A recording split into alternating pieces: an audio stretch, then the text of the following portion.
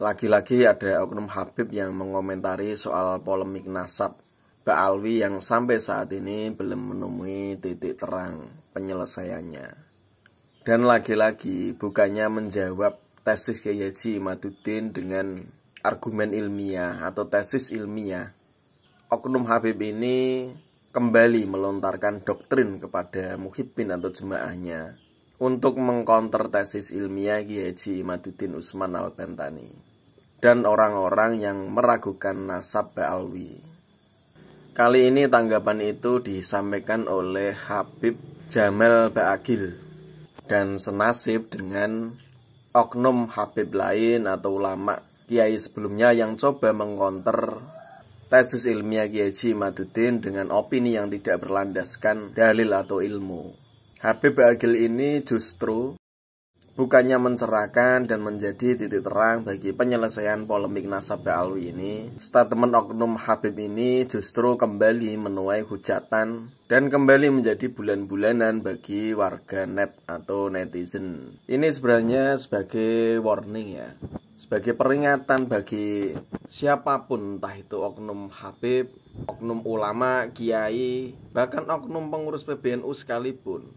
Kalau tidak punya sanggahan yang bisa menandingi tesis ilmiah Kiai Haji Imaduddin, lebih baik diam atau tidak menanggapi. Karena bagaimanapun rumusnya, tesis ilmiah Kiai Haji Imaduddin tentang terputusnya nasab Ba'alwi ke baginda Rasulullah hanya bisa dibantah dengan karya ilmiah serupa.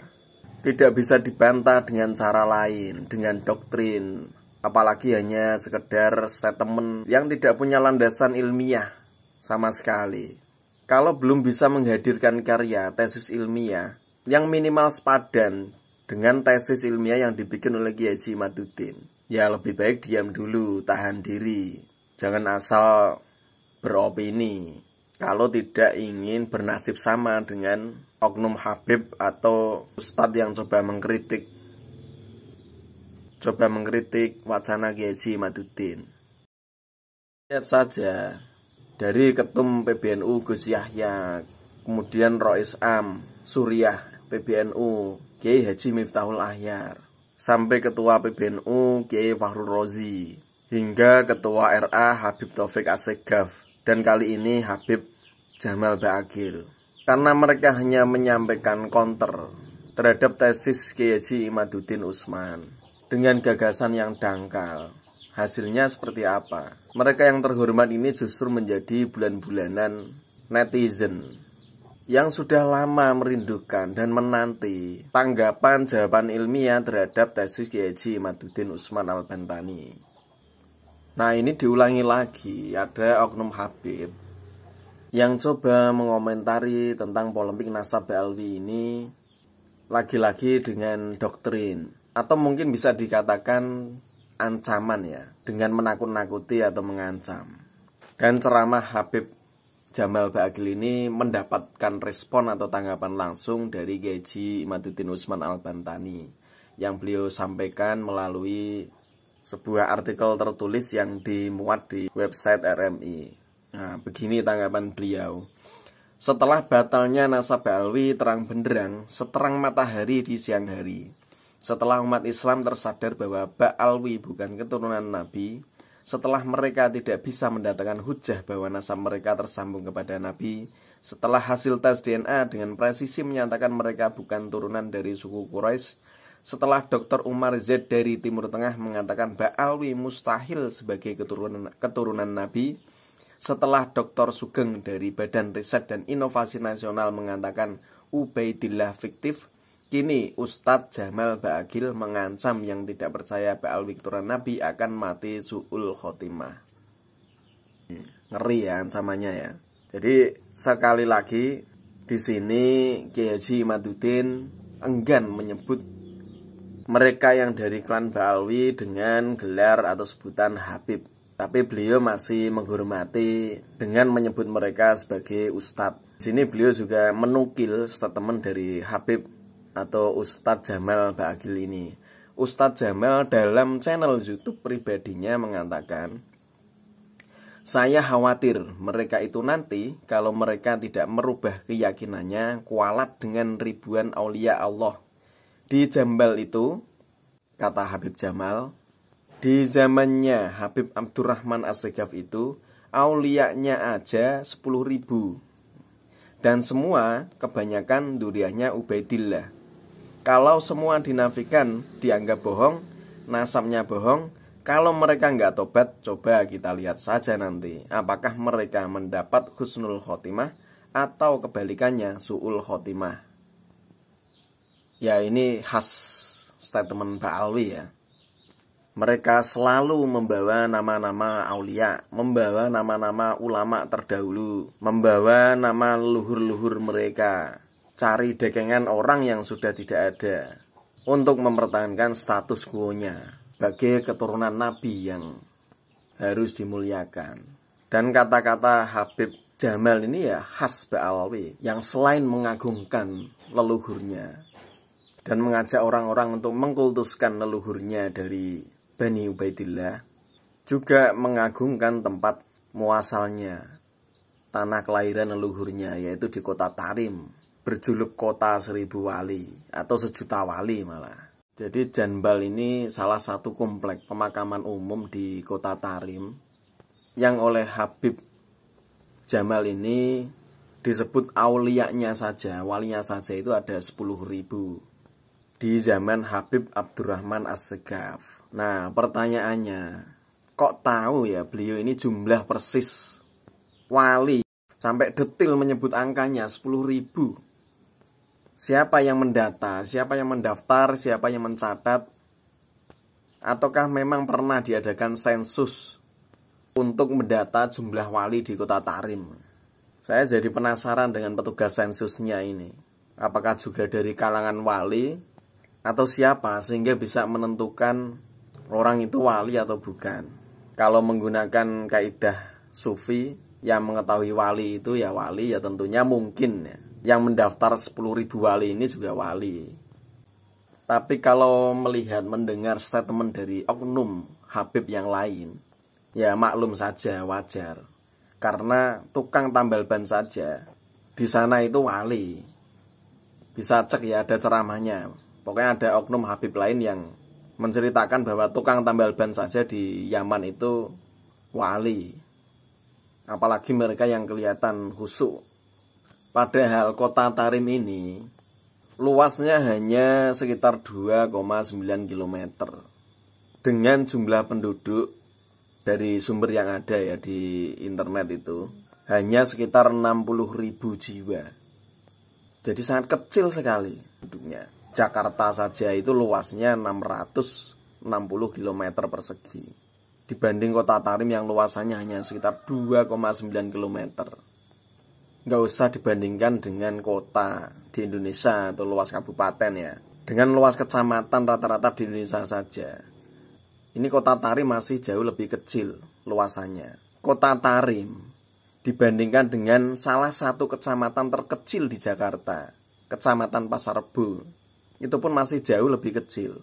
Berapa Kecamatan Pasar Rebo?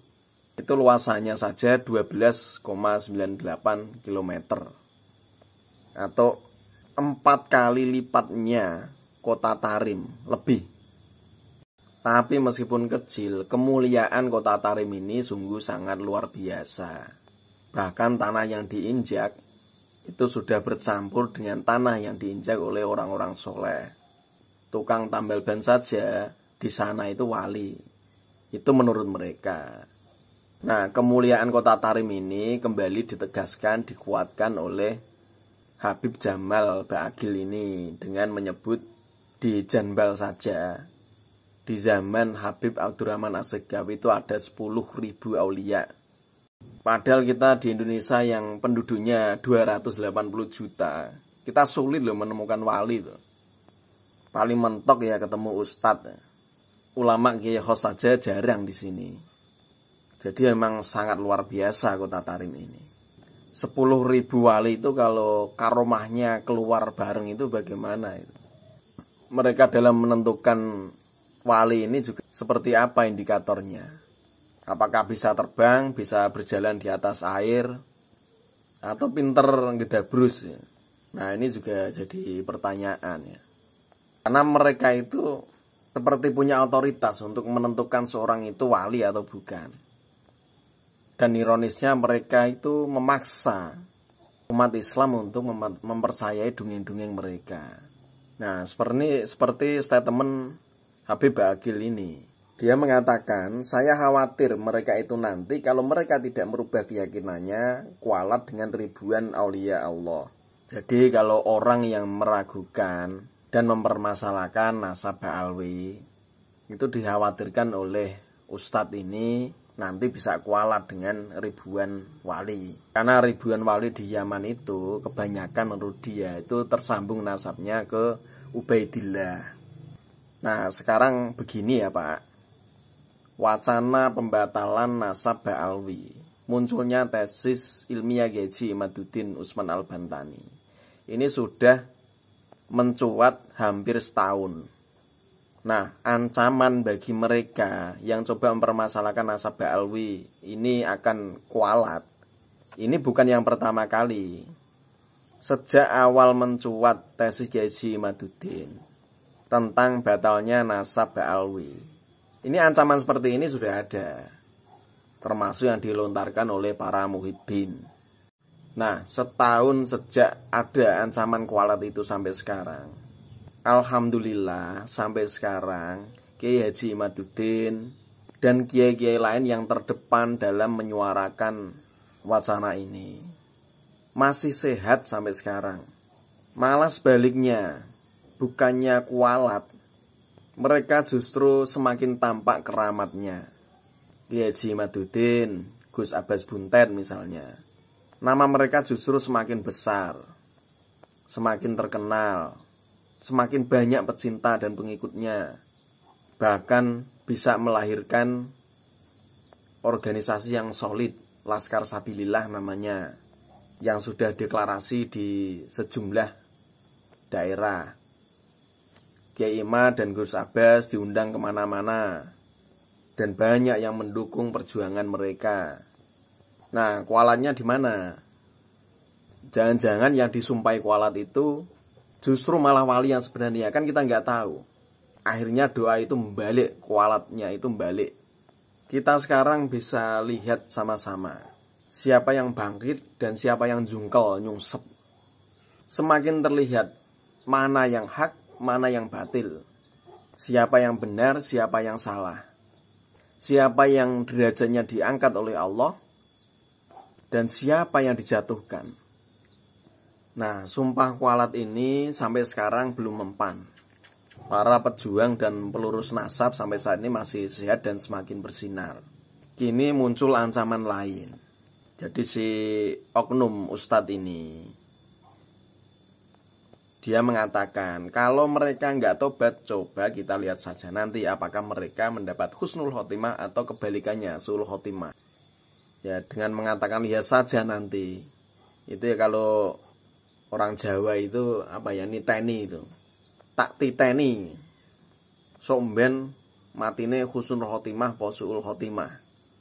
Nah, ngomong apa ngono kuwi. Ya ini jadi senjata pamungkas bagi mereka.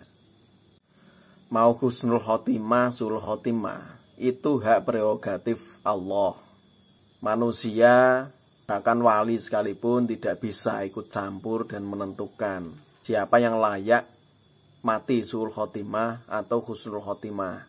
Yang mengetahui tingkat keimanan seorang itu hanyalah Allah, bukan kita, bukan kalian. Yang menentukan orang itu mati dalam keadaan kafir atau Islam itu hanyalah Allah. Yang menentukan siapa yang layak masuk neraka ataupun surga itu juga hanya Allah. Semua itu hak prerogatif Allah. Kalau ada yang suka memvonis orang masuk neraka atau surga, mati suul khotimah atau husnul khotimah, sama saja dia merampas hak Allah. Kalau tidak ada takutnya mengambil alih peran dan merampas hak Tuhan, apalagi sekedar mengambil dan merampas hak sesama manusia. Rasulullah saja yang jelas maksum dan pasti doanya dikabulkan, itu tidak pernah menyalahgunakan doanya untuk menimpakan keburukan ke orang lain. Kita tahu seberat apa perjuangan ujian yang dirasakan oleh Rasulullah. Beliau dikecam, dihina, dicela, difitnah, dituduh dusta, tukang sihir, berkali-kali jadi sasaran pembunuhan oleh kafir. Beliau diludahi, dilempari kotoran, itu sudah biasa. Bahkan ketika dakwah di Thaif, beliau tidak diterima oleh penduduk sana dan dilempari dengan batu sampai berdarah. Sampai malaikat pun gregetan. Kenapa Nabi yang diperlakukan sedemikian jahatnya masih sabar dan istiqomah melanjutkan perjuangan? Padahal kalau mau, Nabi itu bisa berdoa agar Allah mengazab kaum yang menjahatinya. Tapi Nabi tidak pernah mendoakan keburukan bagi mereka. Nabi justru mendoakan kebaikan bagi mereka yang membencinya dan belum mau menerima Islam, agar dosanya diampuni dan diberi hidayah oleh Allah Subhanahu wa taala. Nah, kalau para habaib ini menganggap Kiai Haji Imaduddin dan kiai-kiai lain yang mempersoalkan menggugat nasab Ba'alwi ini sebagai tukang fitnah, ya jangan dibalas dengan menyumpai mereka atau mendoakan keburukan ke mereka.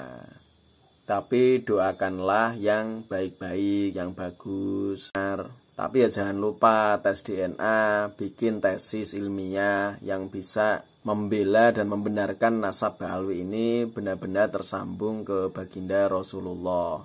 Jangan lupa juga berdoa agar Allah menunjukkan kebenaran yang sebenarnya, bukan kebenaran menurut versi kalian, yang kebanyakan hanya bersumber dari doktrin dan kepercayaan, yang tidak punya landasan ilmiah dan bukti otentik.